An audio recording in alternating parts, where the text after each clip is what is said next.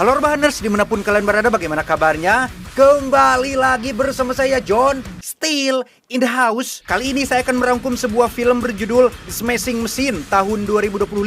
Akan menceritakan tentang kisah nyata seorang petarung legenda MMA dan UFC yang katanya tidak pernah kalah satu kali pun. Penasaran siapa sosok tersebut? Yuk langsung saja pasang handsfree, simetriskan posisi rebahan, kencangkan celana dalam, selamat menonton dan cekicrot. Get it when I get back.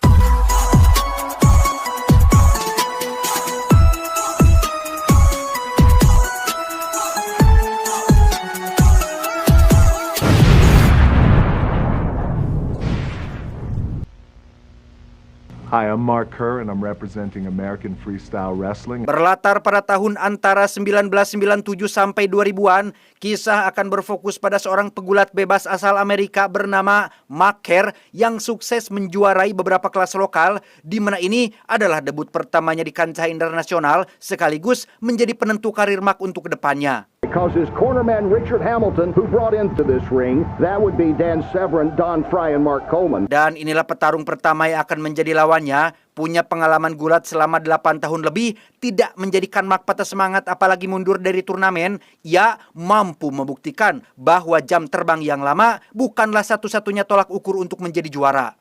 And Curry's going at him, take him down. Can he take it on Barlins? Barlins is one tough kid. Rally is watching a fight. It is over and wins his debut. Melihat lawannya sudah tumbang, Mark pun langsung menghentikan pertandingan, di mana sosok seperti inilah yang disukai oleh para pecinta olahraga karena selain dikenal sebagai petarung yang tenang, Mark juga selalu mengedepankan sportivitas dalam setiap pertandingannya.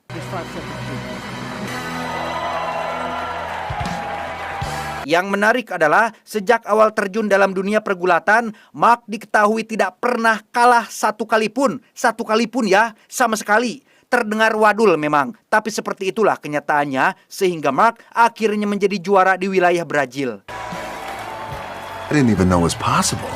Kind of might be the best feeling in the world, you know? Sukses dengan debut pertamanya, kini Mark memiliki sponsor sekaligus pelatih baru yang bernama Coleman. Kebetulan malam ini Mark ada pertandingan penting sekaligus menjadi debut keduanya dalam arena oktagon, di mana para peserta yang dihadapi jauh lebih keras dan jauh lebih jago dari sebelum-sebelumnya.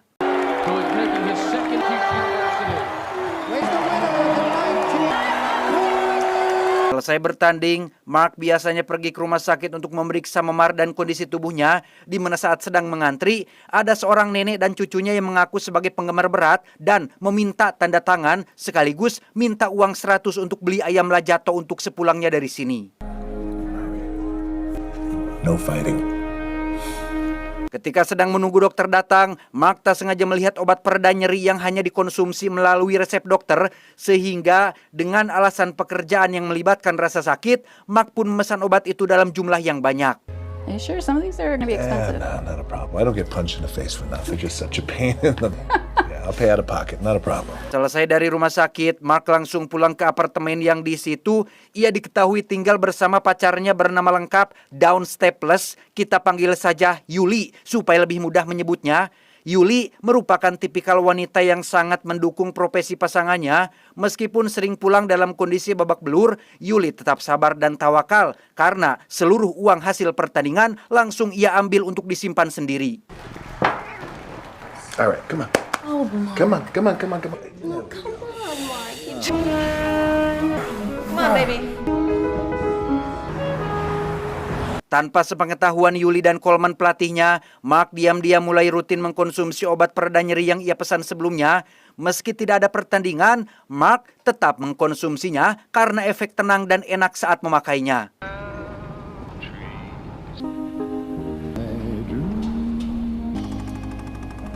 Singkat cerita, tibalah Mark di Jepang untuk mengikuti sebuah turnamen yang disebut Pride Championship. Setelah beberapa debut yang dilalui, kini ia mendapat sponsor sekaligus pelatih baru dan sudah memutus kontrak dengan Coleman. Namun meski begitu, mereka tetap dekat layaknya saudara kandung. Okay. Di mening. Arigato. Arigato. Yes. Saat sesi wawancara sedang berlangsung, terungkaplah jika alasan Coleman memutus kontrak kerja dengan Mark adalah untuk mengikuti turnamen ini juga. Dengan kata lain, Mark dan Coleman dipastikan akan bertemu dalam pertandingan nanti. He got in. I was trying to help him out. I was actually his. Oh, Yeah. okay. Now we train together. Ada satu wartawan yang bertanya, seperti apa rasanya kalah dalam pertarungan?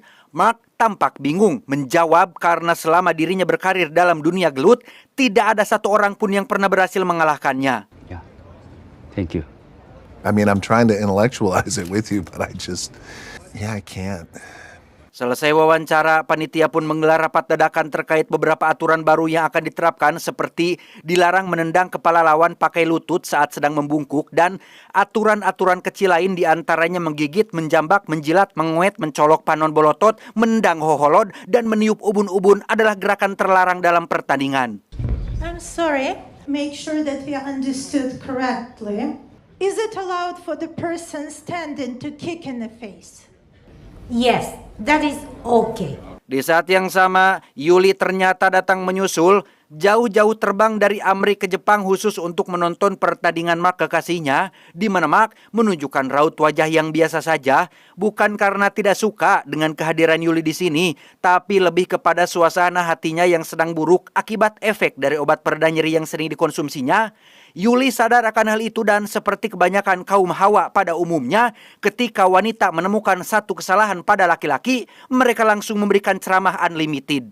Not now, Be please. easier if I punch you in the face. It's the biggest night of my You're life. so Punch me in the fucking mean. face. You know that? Come in. I'm so sorry. We are ready for downstairs. Please just come with me. Thank you. Setelah pertengkaran mereka terhenti oleh panitia, Mark pun diminta untuk bersiap-siap karena sebentar lagi acara akan dimulai, di mana kita akan diperlihatkan dengan petarung pertama yang akan Mark lawan, yaitu bernama Igor, sang juara bertahan Pride Champion selama 2 musim berturut-turut yang dijuluki sebagai tangan batu.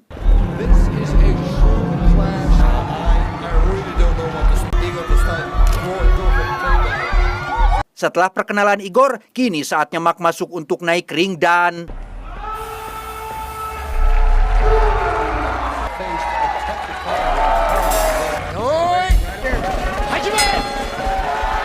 Tepat saat bel ronde pertama berbunyi, Mark dan Igor pun langsung melakukan jual beli pukulan, di mana Mark memang sempat mendominasi pertarungan di detik-detik awal, tetapi...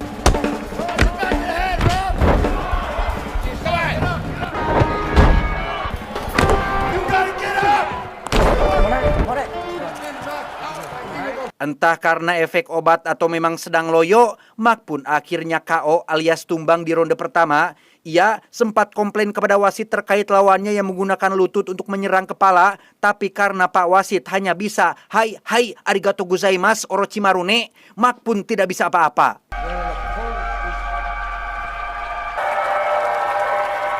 Kecewa, Mark pun menemui pihak panitia yang kebetulan sedang kumpul. Ia menjelaskan tentang pelanggaran yang dilakukan oleh Igor, berharap pihak panitia mau mempertimbangkan hasil pertandingan barusan. On top of my head. Okay. Twice. I told. Bagai disambar petir, Mark pun terlihat marah, sedih, gelisah, dan tidak betah cicing. Ia langsung naik klip menuju ruang istirahat dan tebak apa yang Mark lakukan dengan tubuh sebesar itu.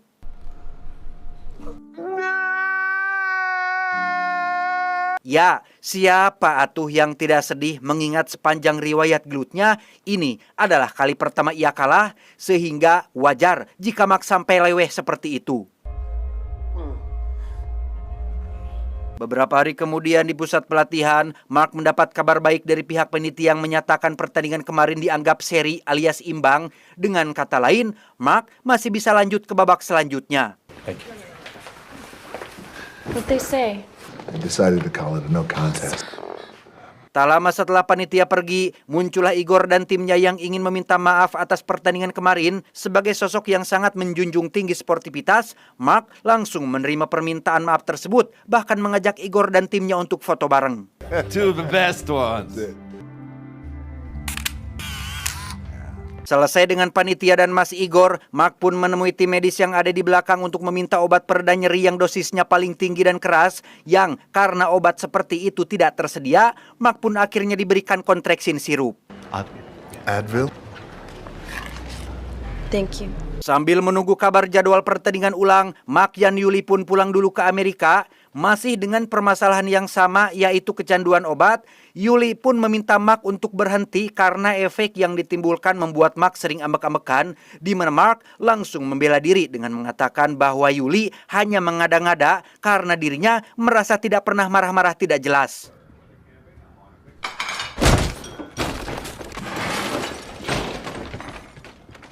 Tak berselang lama dari kejadian gelut dengan pintu, Coleman yang sedang bareng anak istri pun ditelepon oleh Yuli yang sedang panik menemukan Mark tergeletak tak sadarkan diri.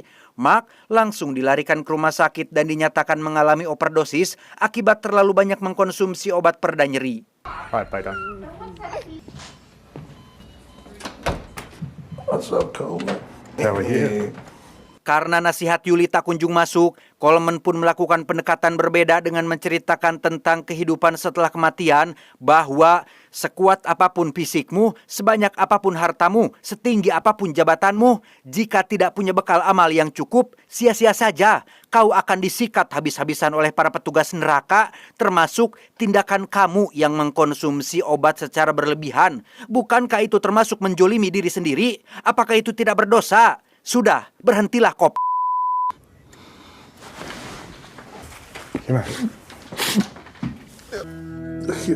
Setelah diperbolehkan pulang, Mark pun langsung membuang semua obat pereda nyeri simpanannya sebagai bentuk penyesalan dan tidak mengulanginya lagi. Sementara Mark masih dalam fase pemulihan, kita akan melihat Coleman terbang ke Jepang sendirian untuk pertandingannya.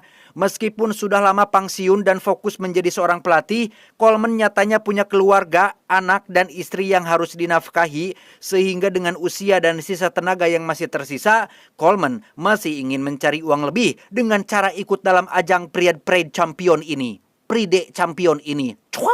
So not only is Mark Coleman here with his friend Mark Kerr.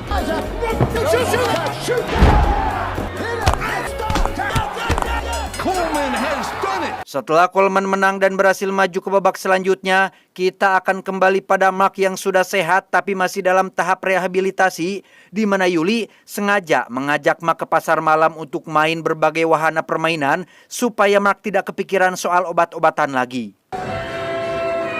You look so cool. I feel so cool. Hari-hari tanpa obat, Mark kembali menjadi dirinya sendiri yang memiliki sifat gerehan. Gerehan teh apa ya bahasa Indonesianya teh? Intinya Mark itu sangat bawel terhadap hal-hal sepele seperti ketika Yuli yang tidak benar dalam memotong kaktus peliharaannya dan kurang apik membersihkan kolam renangnya.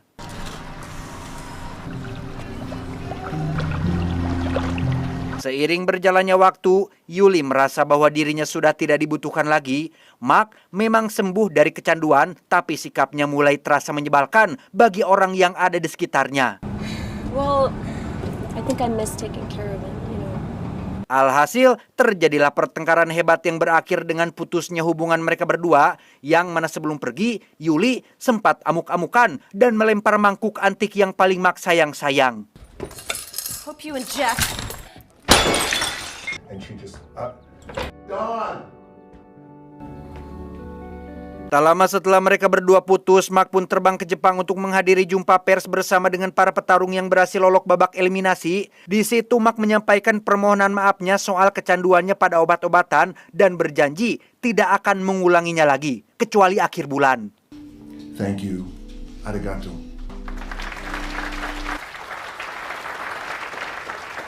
Karena pertandingan masih beberapa hari lagi, Mark pun mampir ke sekolah gulat milik kawan lamanya. Mark memutuskan untuk latihan di sini dan menjadikan si kawan sebagai mentor pribadinya. Well, look how he beat Ricardo. Knocked him out, right? I mean, and then you just hit him in the face, I guess. Hari demi hari, Mark habiskan untuk berlatih bersama mentornya dan mulai mengasah kembali beberapa teknik yang sudah ia lupakan. Okay, here we go. 2. Good. And again, now switch. Uppercut straight. Nice. Suatu hari ketika sedang latihan, sang mentor ingin menunjukkan satu teknik menyerang yang agak sedikit brutal, di mana sang mentor mengalami kram otot yang sangat parah akibat kurang pemanasan dan terlalu banyak colai. Which one?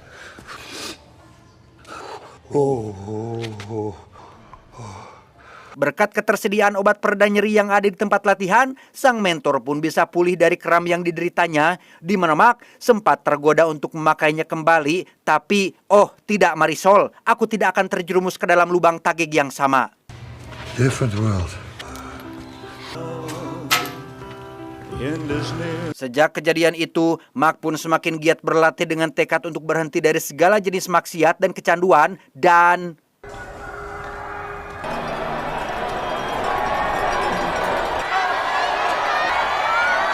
tiba hari turnamen, semua petarung terlihat berkumpul di atas ring untuk mengikuti opening ceremony yang dibuka oleh seorang tukang gitar yang diimpor langsung dari Babakan Seeng dan sejumlah musisi ternama lain yang ikut hadir dalam acara tersebut.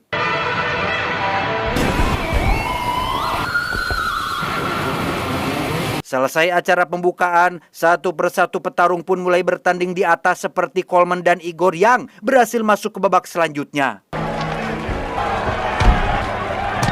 And there it is. And there's the tap from Satake. Victory for Mark Coleman. Giliran Mark yang akan naik ring, ia akan bertarung melawan petarung Jepang yang mendapat julukan Nafas Kematian. 3 tahun tanpa gosok gigi, petarung ini digadang-gadang mampu membuat lawannya tak sadarkan diri, dan kita lihat apakah Mark akan bertahan atau tidak dari serangan nafas kematiannya. Mark, you ready? Fight! Yes, yes.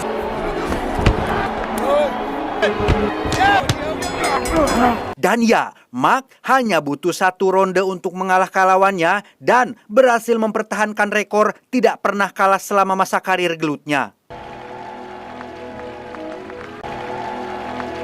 Selesai pertandingan, muncullah seseorang yang tidak diduga-duga kedatangannya, siapa lagi jika bukan Yuli, yang ingin meminta maaf sekaligus memberikan mangkok pecah yang sudah diperbaiki. Alih-alih fokus pada pertandingan mendatang, Mark kembali teralihkan konsentrasinya dengan memilih untuk menunda latihan dan menghabiskan waktunya dengan sang pacar.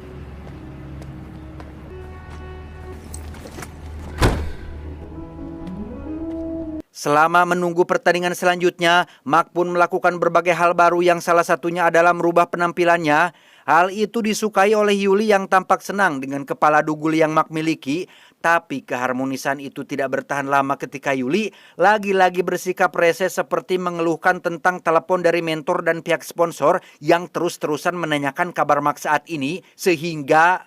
You listen to my answer Yeah, machine? I did, because I'm not hearing shit from you, so do you agree with them? What are you talking about, Say it, Dawn? that you don't want me to go with you. Alhasil, terjadilah pertengkaran kesekian kalinya di antara mereka berdua, yang mana dalam kasus ini, Mark hanya meminta satu hal, yaitu pengertian. Menjelang pertandingan selanjutnya, wajarlah mentor dan pihak sponsor menanyakan terkait kabar Mark saat ini, tapi ya namanya perempuan, hal-hal seperti itu sulit untuk masuk ke kepala mereka, dan Yuli malah menafsirkannya secara berbeda dengan mengaku cemburu dengan Mark yang lebih mementingkan orang lain daripada pacarnya sendiri.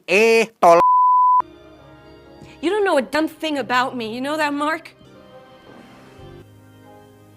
I think it's best if you leave. Muak dengan sikap Yuli yang pianyingan, Mark pun mengusirnya dari rumah dan jangan pernah ganggu kehidupan maupun pekerjaannya lagi. Mam.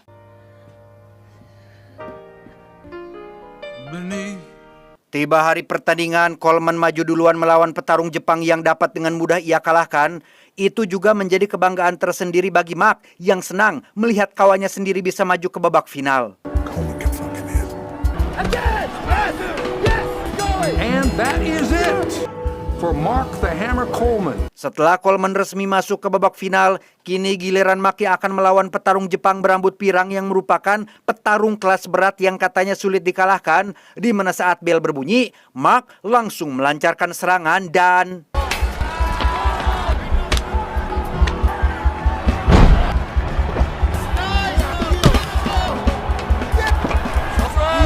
Sempat unggul di menit-menit awal, Mark pun mulai melehoi ketika pikirannya kesana kemari memikirkan Yuli, sehingga...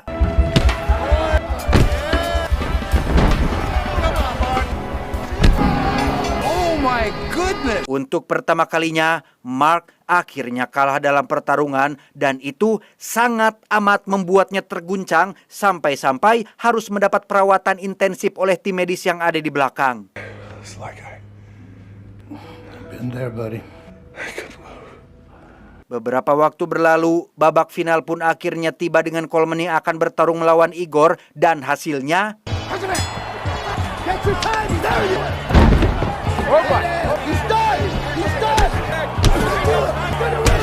There's the tap. Wow! Igor has tapped out. Coleman akhirnya menjadi juara dalam turnamen ini, sementara Mark hanya bisa tersenyum bahagia dan sudah berdamai dengan dirinya sendiri. Ia tidak lagi egois dan mengejar ambisinya karena Mark tahu bahwa hidup tidak selalu tentang gelut, melainkan menikmati apa yang diberikan oleh Tuhan.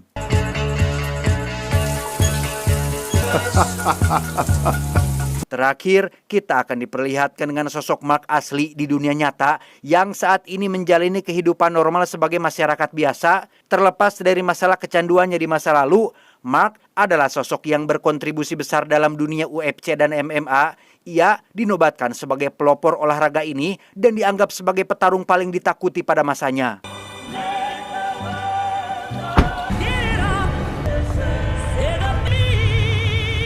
Tamat ending yang sangat membagongkan. Pesan yang bisa kita ambil dari film ini adalah sahabat terbaik adalah mereka yang menemanimu ketika dalam keadaan terpuruk. Itu, saya John mewakili jajaran direksi yang bertugas mengucapkan terima kasih dan sampai jumpa di video selanjutnya. Adios, jempol kaki ikan arwana. Cuau, cuau, cuau.